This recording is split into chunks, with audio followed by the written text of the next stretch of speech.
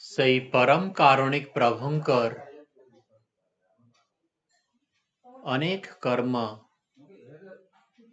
ତହିଁରୁ ତାଙ୍କର ଗୋଟିଏ ସ୍ୱରୂପ ହେଲା କି ଆମର ଭିତରେ ସିଏ ଅଛନ୍ତି ଆଉ ଆମର ବାହାରେ ବି ସିଏ ଅଛନ୍ତି। ଆମେ ସେଇ ପରମ କାରୁଣିକ ପ୍ରଭୁଙ୍କୁ ଭିତରେ ଓ ବାହାରେ ସର୍ବତ୍ର ବିଦ୍ୟମାନ ଜାଣି ତିନିଥର ତାଙ୍କୁ ଡାକିବାକୁ ଚେଷ୍ଟା କରିବା।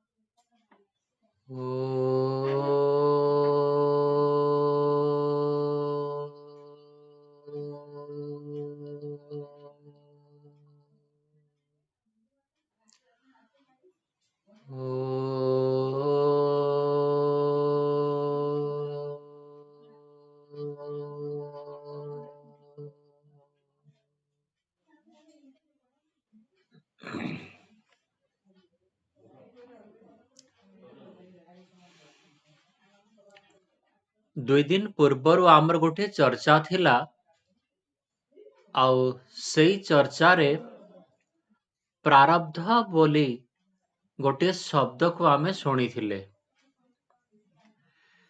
ଆଉ ଏଇ ପ୍ରାରବ୍ଧ ଶବ୍ଦକୁ ଠିକ୍ ଆମକୁ ବୁଝିବାର ଦରକାର। ଯଦି ଏଇ ପ୍ରାରବ୍ଧ ଶବ୍ଦକୁ ଅନ୍ୟ ଭିନ୍ନ ଭାବରେ ଆମେ ବୁଝି ପକେଇବା ତାହେଲେ ପୁଣି ଆମେ ଅପୁରୁଷାर्थी ହେଇଯିବାର ସମ୍ଭାବନା ଅଛି। ପୁରୁଷାର୍ଥହୀନ ବ୍ୟକ୍ତି କେବେ ମଧ୍ୟ ପ୍ରଭୁକୁ ପାଇପାରିବନି। ଆମ ଭିତରେ ଅନେକ ପ୍ରକାରର ପ୍ରେରଣା ପ୍ରଭୁ ଦେଇ ଚାଲିଛନ୍ତି ଆଉ ସେଇ ପ୍ରେରଣାକୁ ଯଦି ଆମେ ଜୀବନରେ ଉତାରି ଆମର ସାମ୍ପ୍ରତିକ ପରିସ୍ଥିତିରେ ଉତାରି ଚାଲିବା ତାହେଲେ ଯାଇ ଆମେ ଧର୍ମରେ ଆଗକୁ ଯିବାର ସମ୍ଭାବନା ରହିବ। ତ ଏଇ ଯୋଉ ପ୍ରାରବ୍ଧ ଶବ୍ଦକୁ ଟିକିଏ ପ୍ରଥମରେ ଆମେ ବୁଝିଦେବା। ମନୁଷ୍ୟ କର୍ମ କରି ଚାଲିଛି ଆଉ ପଶୁ ପକ୍ଷୀ ବି କର୍ମ କରି ଚାଲିଛନ୍ତି। ଭିନ୍ନତା କେବଳ ଏତିକି କି ପଶୁ ପକ୍ଷୀଙ୍କ କୌଣସି କର୍ମର ଫଳ ତାଙ୍କୁ ମିଳେନି। କାହିଁକି ନା ସେଇ କର୍ମ ଯୋଉ ପଶୁ ପକ୍ଷୀ ଗୁଡାକ ଅଛନ୍ତି ସେମାନଙ୍କର ବୁଦ୍ଧି ସ୍ୱାତନ୍ତ୍ରତା ମନୁଷ୍ୟର ଯେମିତି ଅଛି ସେମିତି ନାହିଁ। ବୁଦ୍ଧି ସ୍ୱାତନ୍ତ୍ରତା କର୍ମର ସ୍ୱାତନ୍ତ୍ରତା ମନୁଷ୍ୟର ସମ୍ପୂର୍ଣ୍ଣ ଭାବରେ ଅଛି। ଏଇ ପ୍ରାରବ୍ଧକୁ ଯଦି ଆମେ ଠିକ୍ କିନା ବୁଝିବା ତାହେଲେ ଯାଇ ଆମେ ବୁଝିପାରିବା କି ମନୁଷ୍ୟର କର୍ମ ସ୍ୱାତନ୍ତ୍ରତାକୁ ପ୍ରାରବ୍ଧ କୌଣସି ନଷ୍ଟ କରୁନି କିମ୍ବା ତାକୁ ବାଧା ଦଉନି। ପ୍ରାରବ୍ଧ ବି ଅଛି ଆଉ ତା ସାଥିରେ କର୍ମ ସ୍ୱତନ୍ତ୍ରତା ବି ଆମକୁ ସମ୍ପୂର୍ଣ୍ଣ ହିସାବରେ ଛାଡ଼ି ଦିଆହେଇଛି। ଯୋଉଟା କି ପଶୁ ପକ୍ଷୀ ମାନଙ୍କର ତାଙ୍କର ବଦ୍ଧ ଜୀବ କୁହା ହୁଏ। ସେଇ ପଶୁ ପକ୍ଷୀ ମାନଙ୍କର ସେଇ ସ୍ୱତନ୍ତ୍ରତା କର୍ମ ସ୍ୱତନ୍ତ୍ରତା ବା ବୁଦ୍ଧିର ସ୍ୱତନ୍ତ୍ରତା ନାହିଁ। ତ ବର୍ତ୍ତମାନ ଆମେ କର୍ମ ବିଷୟରେ ସାମାନ୍ୟ ଚର୍ଚ୍ଚା କରିବା। ସାମାନ୍ୟ ଚର୍ଚ୍ଚା ରହିବ, ତାପରେ ଆପଣମାନେ ସହଜରେ ବୁଝିପାରିବେ ଏଇ ଯୋଉ ପ୍ରାରବ୍ଧଟା କଣ। ଯେତେବେଳେ ଆମେ କର୍ମ କରୁଛୁ ସେଥିରେ ଦୁଇଟି ଜିନିଷ ମିଳିଥାଏ। आगर मु कहिछि आपण माने किए मने रखिछंती तो भल कथा। प्रत्येक कर्मरु दुईटी जिनिस मिली थाए। प्रथमटा हैला पाप पुण्य और द्वितीयटा हैला वासना रूपी संस्कार। ए दी प्रकार संस्कार पाप पुण्य हब आउ आउ गोटे हैला वासना रूपी संस्कार। ए जो दी प्रकार संस्कार आसिला ए दी प्रकार संस्कार आम मनरे स्टोरेज हेई करी आर जन्म को जाए।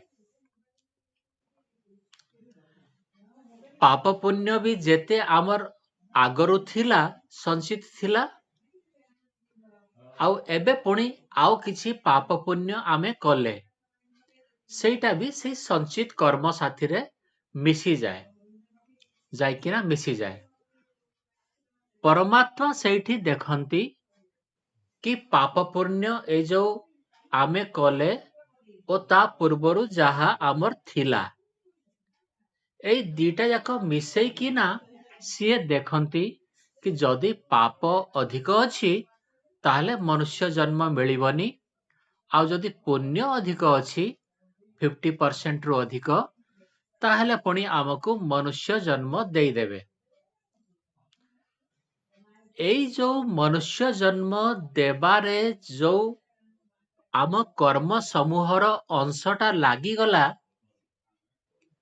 सेई कर्म समूहर अंशटा जो अंशटा कि आमर गोटे देह पाई लागिला आमर गोटे प्रकार शरीर पाई कोठी सुस्थ शरीर पाई टिके अधिक पुण्य लागिथिबो कोठी भल संस्कारी माता पिता पाइबा पाई आउ टिके अधिक पुण्य लागिथिबो कोठी समृद्ध धनाढ्य व्यक्ति पाई आउ टिके कर्म फल लागिथिबो। एई सबु कर्म फल परमात्मा निर्णय करती कि आमर जो संपूर्ण कर्म फल थिला ताको दी भाग करिदेले गोटे भाग पुणी जन्म देला आमको आ गोटे जन्म देई क्षय हे गला से भागटा आमको जन्म देला परे सेई भागटा नष्ट हैला आउ पुणी संचित कर्म किछि रहिला सेटा रहिथिबो देखिबा पुणी सेटा आर जन्म रे पुणी काम को आसीबो।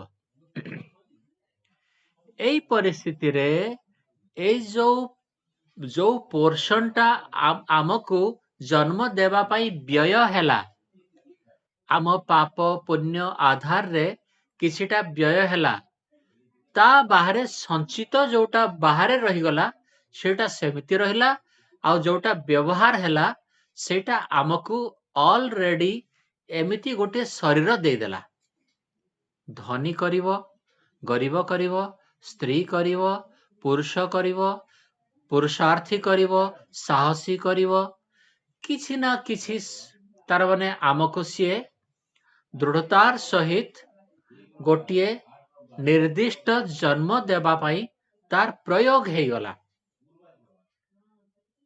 से जो कर्म समूह जोटा आमको जन्म देवा पाई प्रयोग हे गला सेटा नष्ट हे गला सेटा कहीं ना तार लाभ आमे उठेई देले तार लाभ आउ तार हानि पाप पुण्यर आमे उठेई देले सेटा नष्ट हे गला किंतु से नष्ट हेबा भितरे जो जिनिसटा आमको देला सेटा प्रारब्ध बुझी हैला एबे आमे किछि टंका रखी थिले आउ से टंकाटा व्यय करिदेले जो जिनिसटा किनिले जे जिनिसटा आमे घर को आनिले सेटा ही प्रारब्ध हैला। तो आमे कौन नहीं जन्म हेले प्रथम तो हैला कि आमर शरीरटा नहीं शरीरटा जोटा तापरे को परिवेश रे आमे जन्म हेले केमिति शरीर आपण पाइले दुर्बल शरीर पाइले ना सबल शरीर पाइले याकु प्रारब्ध हेई सारिला परे अर्थात ଆପଣଙ୍କୁ କିଛି ପୁଞ୍ଜି ମିଳିଗଲା, କିଛି ସାଧନ ମିଳିଗଲା, ସେଇ ସାଧନକୁ ହିଁ ପ୍ରାରବ୍ଧ କୁହା ହେଲା।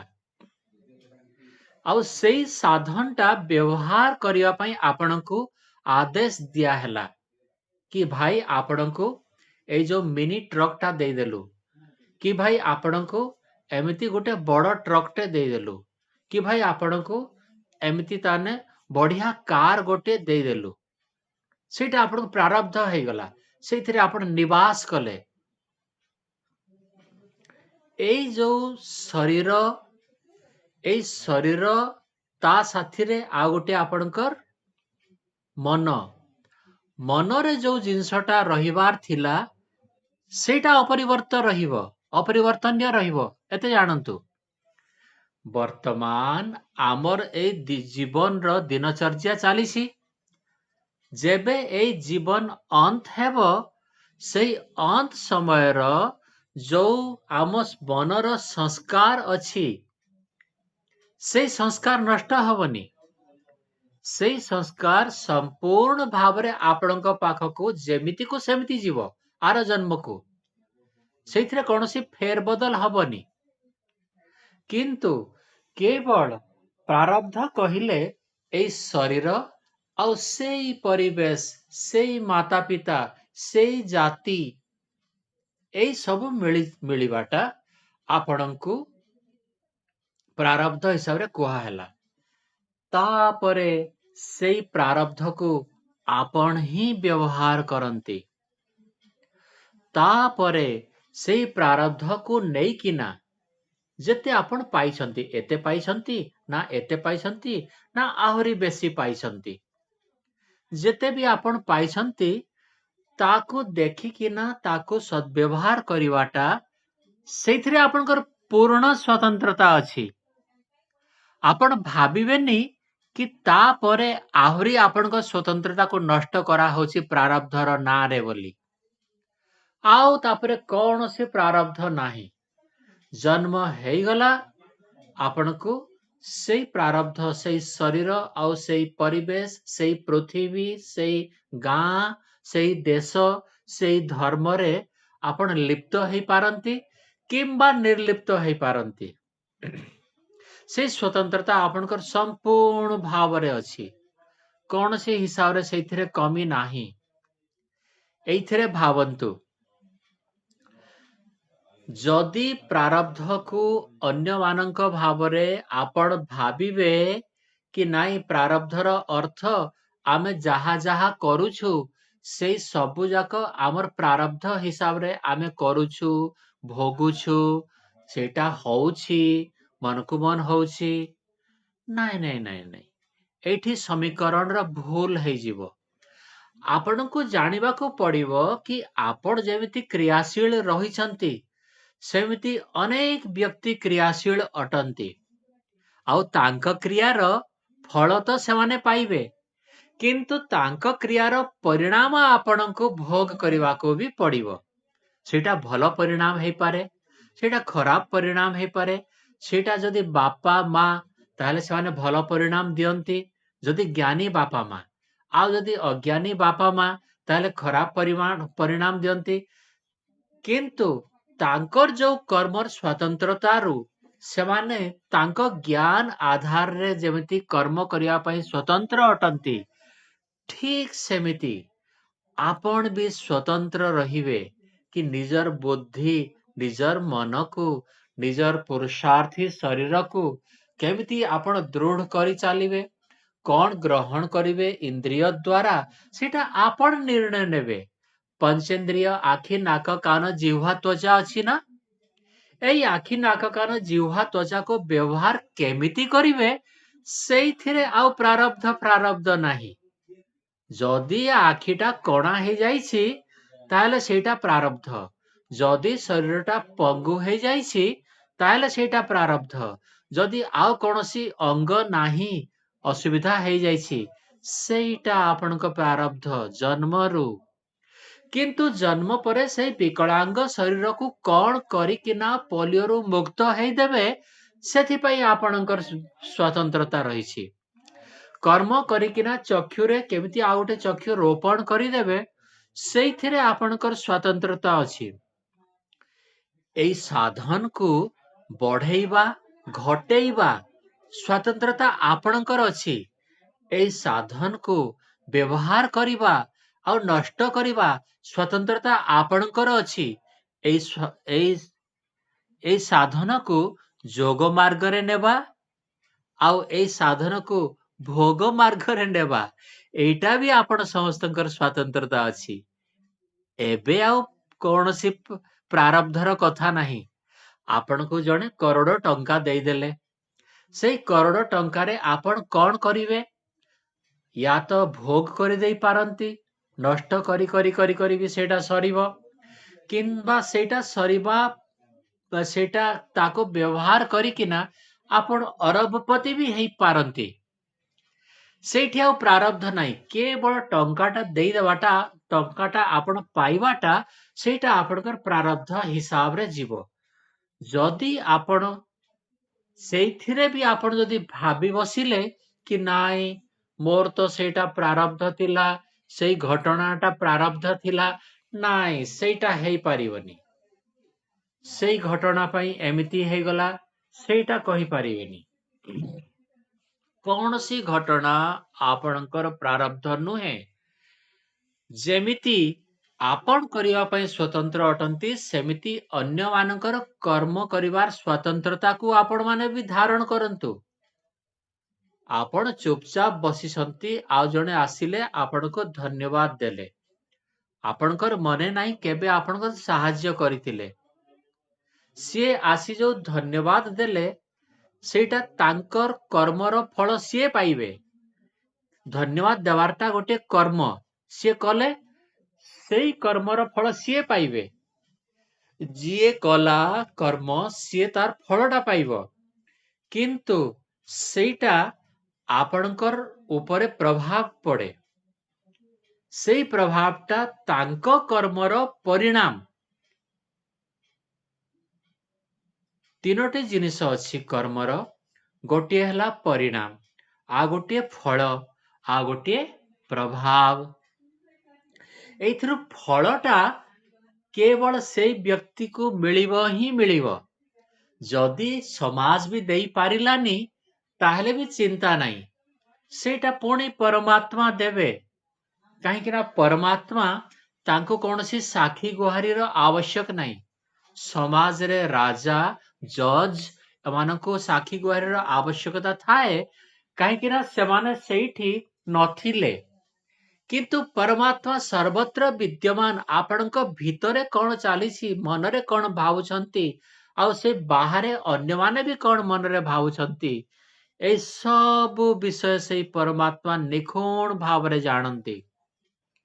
ଏଇ ପରିସ୍ଥିତିରେ ପରମାତ୍ମାଙ୍କ ନିର୍ଣ୍ଣୟ କେବେ ବି ଭୁଲ ହୁଏନି, କାରଣ ସିଏ ନିଜେ ତ ସାକ୍ଷୀ, ସିଏ ନିଜେ ତ ଦେଖିଛନ୍ତି। ଦ୍ୱା ସୁପର୍ଣ୍ଣା ସ୍ୱୟଜ ସଖାୟ, ଏଇ ମନ୍ତ୍ରରେ କୁହାହେଇଛି କି ଗୋଟିଏ ପକ୍ଷୀ ସିଏ ଗୋଟିଏ ଗଛ ଡାଳରେ ବସିଛି ଆଉ ସିଏ ଫଳଟାକୁ ଖାଉଛି, ଆଉ ଗୋଟିଏ ପକ୍ଷୀ ବି ସେଇ ଗଛ ଡାଳରେ ବସିଛି, କିନ୍ତୁ ସିଏ କେବଳ ଚୁପଚାପ ଦେଖୁଛି ସାକ୍ଷୀ ଭାବରେ। ଆଉ ସେଇ ସାକ୍ଷୀ ଭାବରେ ଦେଖିବା ଲୋକଟା ହେଲା ପରମାତ୍ମା। ଆଉ ଯୋଉ ପକ୍ଷୀଟା ଫଳଟା ଖାଉଛି, ସେଇ ଫଳଟା ଆମର ଏଇ ପ୍ରକୃତିର ଆମର ଭୋଗ କରୁଥିବା ବିଷୟ ବସ୍ତୁ। ଆଉ ଯିଏ ଖାଉଛି ସେଇ ପକ୍ଷୀଟା ହେଲା ଜୀବାତ୍ମା। ତ ଆମେ ସମସ୍ତେ ଜୀବାତ୍ମା ସେଇ ଫଳ ଖାଇବା ପାଇଁ ସ୍ୱତନ୍ତ୍ର ଅଟୁ। ଆମର କୌଣସି ପ୍ରାରବ୍ଧ ସେଇଥିରେ କାମ କରିବନି। ଆମେ ଖାଇପାରୁ, ଆମେ ନ ଖାଇପାରୁ।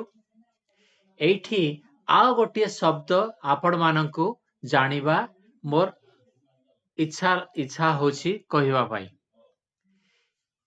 ଯୋଉ ଭୋଗ ଆମେ କରୁଛୁ ବା ଯୋଉ କର୍ମ କରୁଛୁ, ଆମେ 5ଟି ଇନ୍ଦ୍ରିୟ ଦ୍ୱାରା ଭୋଗ କରୁଛୁ, ଆଖି, ନାକ, କାନ, ଜିହ୍ବା, ତ୍ୱଚା ଦ୍ୱାରା, ଆଉ 5ଟି ଇନ୍ଦ୍ରିୟ ଦ୍ୱାରା, ଅଲଗା 5ଟି ଇନ୍ଦ୍ରିୟ ଦ୍ୱାରା କର୍ମ କରୁଛୁ। ହାତ, ଗୋଡ଼, ପାଣି, ପାହ୍ୟୁ, ଉପସ୍ଥ, एमती पांचटी।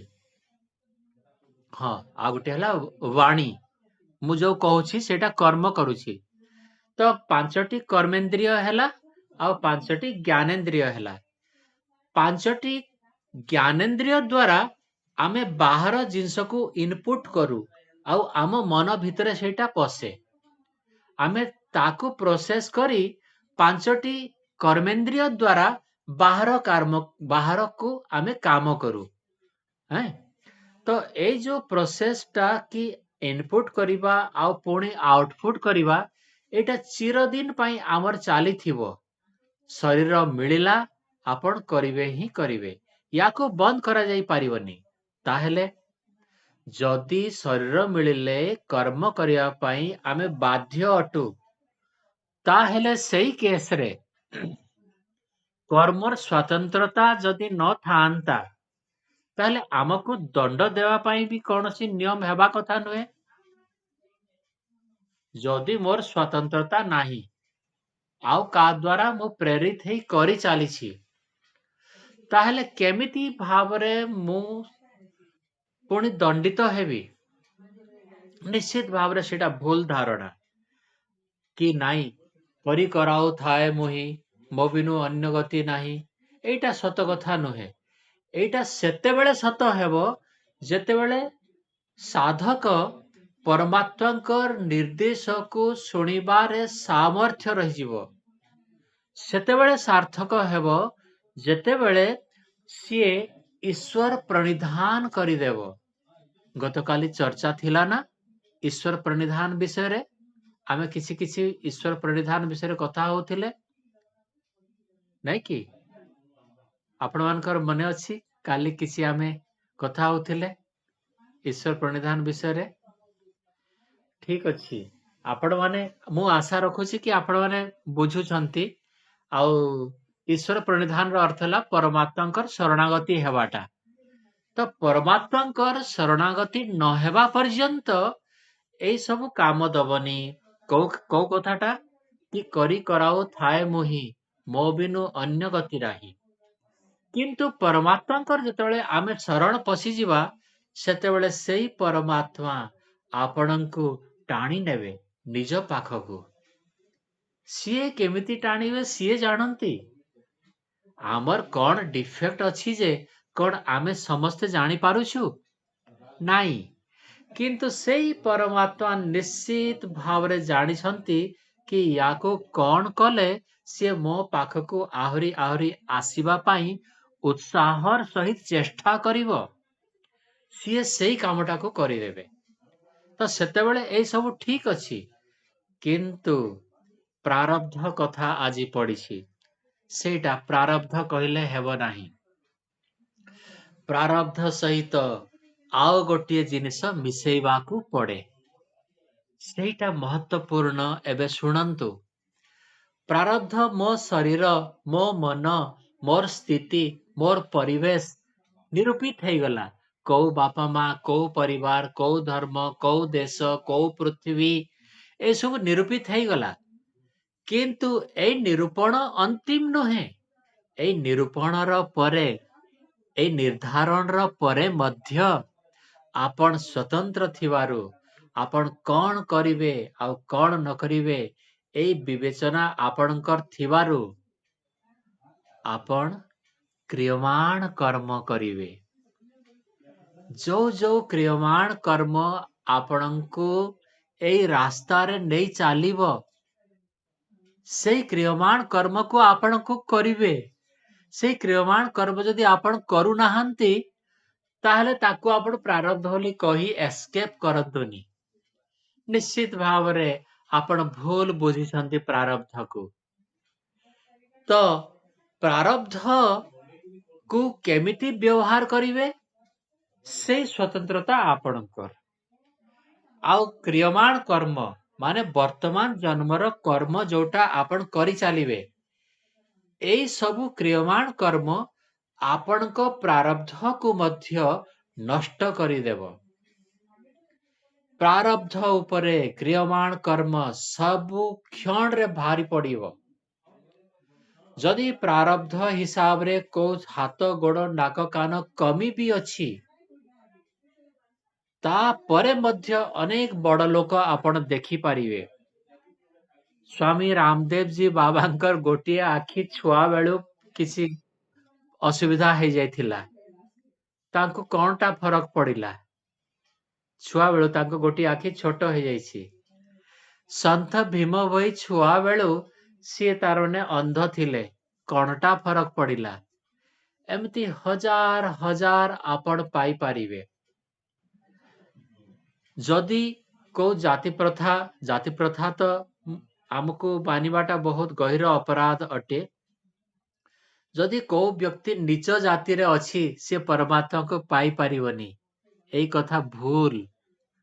काहे कि ना एमिति अनेक अछंती किए चमार काम करंती किए आउ को छोटो काम करंती किए झाड़ू मारंती एई सब प्रारब्ध हेई पारे कि सांप्रतिक सामाजिक परिस्थिति रे तांको जन्म दे दिया हैला किंतु तांकर क्रियमाण कर्म द्वारा से प्रारब्ध को संपूर्ण भाव रे धूलिसात करी से आग को जाई पारिबे।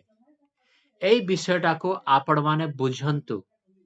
या उपरे अनेक प्रकार तत्व अछि जोटा कि आमे आस्ते आस्ते निरूपित करी आमे डिस्कस करी पारिबा। किंतु एटा मने रखिबा को पड़िबो कि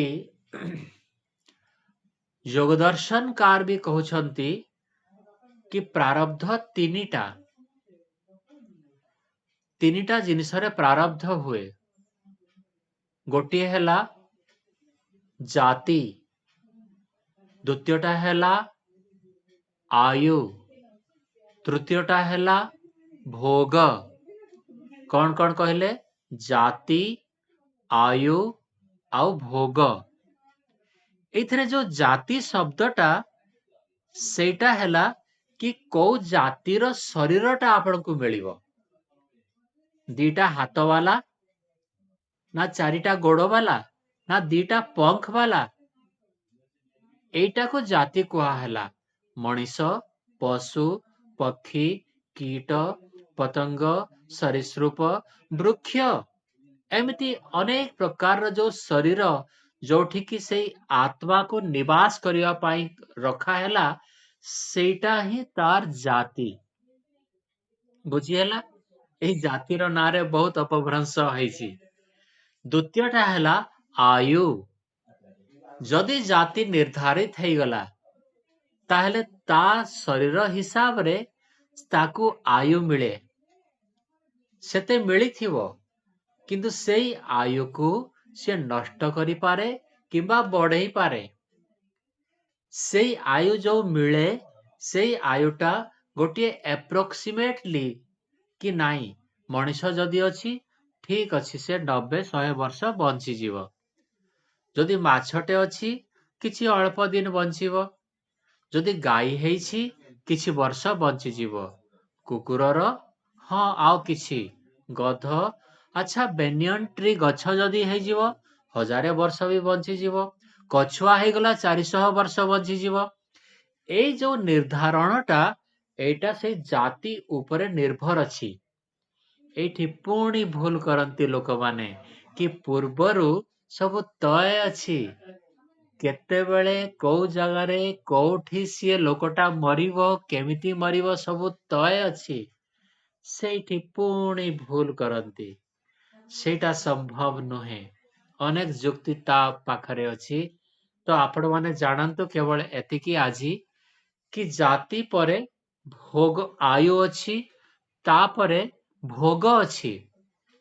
सेई शरीरटा शरीर अनुसारे पुणी भोग से रोटी खाइबो मिठाई खाइबो भात खाइबो डाली खाइबो जदि सी मनुष्य हेतिबो। अन्य जो गाई हेतिबो सी कौन खाइबो सेटा निर्धारित अछि। साप हेतिबो कौन खाइबो सिंह हेतिबो कौन खाइबो आउ मृग हेतिबो कौन खाइबो। एइटा को भोग कुहा होछि। केवल खाइबा नुहे पंचेंद्रिय रो सेवन करिवाटा को भोग कुहा होछि।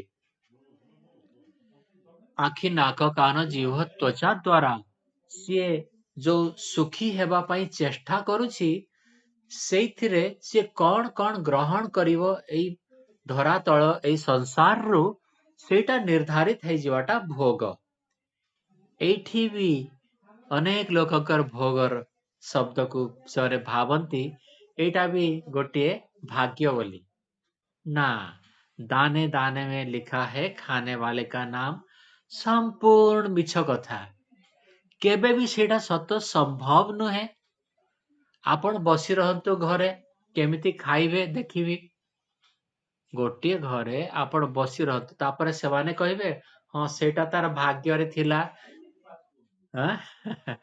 ଆପଣ ଯଦି କୋଉ ଗୋଟିଏ ଘରେ ଚୁପଚାପ ଏମିତି ବସିକିନା ରହିବେ, ଆପଣ 10 ଦିନ ପର୍ଯ୍ୟନ୍ତ ବସି ରହିବେ, କୌଣସି ଖାନା ମିଳିବନି। ଆପଣଙ୍କୁ ପୁରୁଷାର୍ଥ ପୂର୍ବକ ଯୋଉଟା ଆପଣଙ୍କ ଇଚ୍ଛା ଅଛି ତାକୁ ପୂर्ण କରିବା ପାଇଁ ଚେଷ୍ଟାର ଆବଶ୍ୟକ ରହିବ। ଆଉ ସେଇ ଚେଷ୍ଟାର ପରିଣାମ ଭାବରେ ଆପଣଙ୍କୁ କିଛି ଭୋଜନ ମିଳିବ। ତ ଭୋଗ, ଆୟୁ ଆଉ ତା ପୂର୍ବରୁ ଜାତି, ଏଇ ତିନିଟାକୁ କ୍ରମାନ୍ୱୟରେ ଯଦି କହିବା, ଶରୀର ଅନୁସାରେ ଆୟୁ ଅନୁସାରେ ଆପଣଙ୍କର ଭୋଗ, ଏଇ ତିନିଟା ଯାକ ଆପଣଙ୍କର ପ୍ରାରବ୍ଧ ପ୍ରଥମରୁ ଜନ୍ମ ହେଲେ ଏଇ ତିନିଟା ଯାକ ଡିସାଇଡ ହେଇଯାଏ। ଆଉ ଯଦି ଜନ୍ମ ହବନି ତାହେଲେ ଏଇ ତିନିଟା ଡିସାଇଡ ହେଇନି, କାହିଁକି ଶରୀର ଆଧାରିତ ଅନ୍ୟ ଦିଟା ବି ଅଛି। ତ ଆମକୁ ଜାଣିବାକୁ ପଡିବ କି ଜାତି, ଆୟୁ ଆଉ ଭୋଗ ଏଇଟା ଭାଗ୍ୟ କଥା ମୋଟେ କହୁନି, ଏଇଟା ପ୍ରାରବ୍ଧ କଥା ମୋଟେ କହୁନି। ଜାତି, ଆୟୁ ଆଉ ଭୋଗ ଆପଣଙ୍କର କର୍ମ ସମୂହରୁ କିଛି ପୋର୍ସନ ଅଲଗା କରିଦେଇ ସେଇ ଅଲଗା ହେଇଥିବା କର୍ମ ସମୂହ ଆଧାରରେ ମିଳିଯାଏ। ସେଇଥିରେ କର୍ମ ସମୂହଟା ନଷ୍ଟ ହେଇଯିବ ଯେତେ ଆମେ ବ୍ୟବହାର କରିଦେଲେ, ଆଉ କିଛି ବଞ୍ଚି ରହିଲା। ଯୋଉଟା ବଞ୍ଚି ରହିଲା କର୍ମ ସମୂହ, ସେଇ ବଞ୍ଚି ରହିଥିବା କର୍ମ ସମୂହ ଆପଣଙ୍କୁ ଏଇ ଜୀବନରେ ପ୍ରଭାବିତ କରିବେନି। ଯୋଉ କର୍ମ ସମୂହ ଆପଣଙ୍କ ବ୍ୟବହାର ହେଇଗଲା ତା ଦ୍ୱାରା ଏଇ ଶରୀର ଆଉ ଆୟୁ ଆଉ ଭୋଗ, ଏଇ ତିନୋଟି ଜିନିଷ ମିଳିବାଟା ଆପଣଙ୍କର ଇନିସିଆଲି ମିଳିବାଟା କେବଳ ପ୍ରାରବ୍ଧ। କିନ୍ତୁ ଏଇ ସବୁ ଗୁଡାକ ପରିବର୍ତ୍ତନଶୀଳ। ଆପଣ ଆୟୁକୁ ବି ବଢେଇ ପାରିବେ, ଜାତିକୁ ତ ପରିବର୍ତ୍ତନ କରିପାରିବେନି। ଜାତିଟା ଶରୀର ହେଇଗଲା, ମଣିଷ ହେଇଗଲା, ମଣିଷ ପଶୁ କେମିତି ହେଇଯିବ? ହେଇପାରିବନି। ଜାତିଟା କେବଳ ଫିକ୍ସଡ ରହିବ, କିନ୍ତୁ ଆଉ ଦିଟା ଜିନିଷ ଆପଣଙ୍କର କ୍ରିୟମାଣ କର୍ମ ଦ୍ୱାରା ଆପଣ ବଢେଇ ପାରିବେ। ତ ଏମିତି ହିସାବରେ ପ୍ରାରବ୍ଧକୁ ଭୁଲ ବୁଝାମଣା ନ କରି ଆପଣ ଜାଣନ୍ତୁ କି ପ୍ରାରବ୍ଧ ଆସିଲା, ଆମକୁ ଦେଇଦେଲା। କେବଳ ଥରେ ମାତ୍ର ସିଏ ଦିଏ। କେବଳ ଜନ୍ମ ହେଇଗଲେ ସେଇଟା ହେଇଗଲା, କିନ୍ତୁ ତା ପରବର୍ତ୍ତୀ ବିଷୟ ଗୁଡାକ ପ୍ରାରବ୍ଧ ନୁହେଁ। ଆପଣଙ୍କୁ କର୍ମ କରିବେ ଆଉ ପ୍ରାରବ୍ଧରୁ ମିଳିଥିବା ସାଧନକୁ ଆପଣ ବଢେଇବେ କିମ୍ବା କମେଇବେ, ସେଇ ସବୁ ଆପଣଙ୍କର କ୍ରିୟମାଣ କର୍ମ ଦ୍ୱାରା ପ୍ରଭାବିତ କରି ଚାଲିବାଟା ଆପଣଙ୍କର କର୍ମ ସ୍ୱାତନ୍ତ୍ରତା। ନହେଲେ ସେଇ କର୍ମ ସ୍ୱାତନ୍ତ୍ରତା ରହିବ ନାହିଁ, ଆଉ ସବୁ ଥେସିସ୍ ଗଣ୍ଡଗୋଳ ହେଇଯିବ। ତ ମୁଁ ଆଶା ରଖୁଛି ଆପଣମାନେ ଆଜି ପ୍ରାରବ୍ଧକୁ ଭଲ ଭାବରେ ବୁଝିପାରିବା ପାଇଁ ଚେଷ୍ଟା କଲେ। ରାଜୁଲୁ ବାବୁ, କିଛି ଆପଣ ପ୍ରଶ୍ନ ପଚାରିବା ପାଇଁ ଚାହୁଁଛନ୍ତି କି?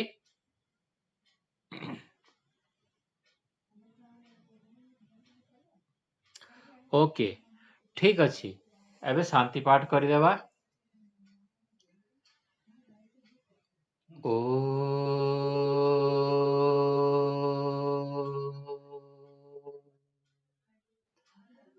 शांति शांति शांति। सर्वेभ्यो नमः। सबको सादर नमस्ते जी।